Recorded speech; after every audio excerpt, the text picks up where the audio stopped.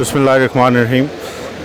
ये आज हमारे लिए बहुत ही इम्पोर्टेंट डे है। मदीना फाउंडेशन की तरफ से ये तकरीबन साल में 3 दफ़ा हम ये ऑर्गेनाइज़ करते हैं, जिसमें 50 के करीब कपल्स होते हैं जिनकी इज्तिमाई शादी की जाती है।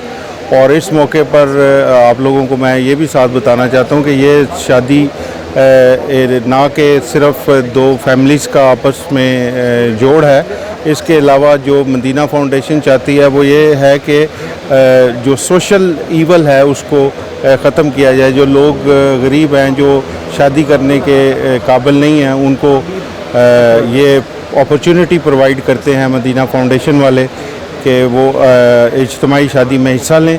और इस शादी में हम ना कि सिर्फ़ इनका बच्चों का निकाह किया जाता है, उसके साथ एक रीज़नेबल डाउरी भी हम देते हैं, जहेज़ भी देते हैं, और उसके अलावा एक लेविश किस्म का खाने का भी हमने बंदोबस्त किया होता है। तो मैं अपनी तरफ से तमाम कपल्स को दिल की गहराइयों से बहुत बहुत मुबारक पेश करता हूँ, और मैं दुआ करता हूँ कि उनका फ्यूचर ज़्यादा ब्राइटफुल हो। Thank you very much. Thank you. Sameen, ये हमारे साथ मौजूद है कर्नल आबिद मुश्ताक।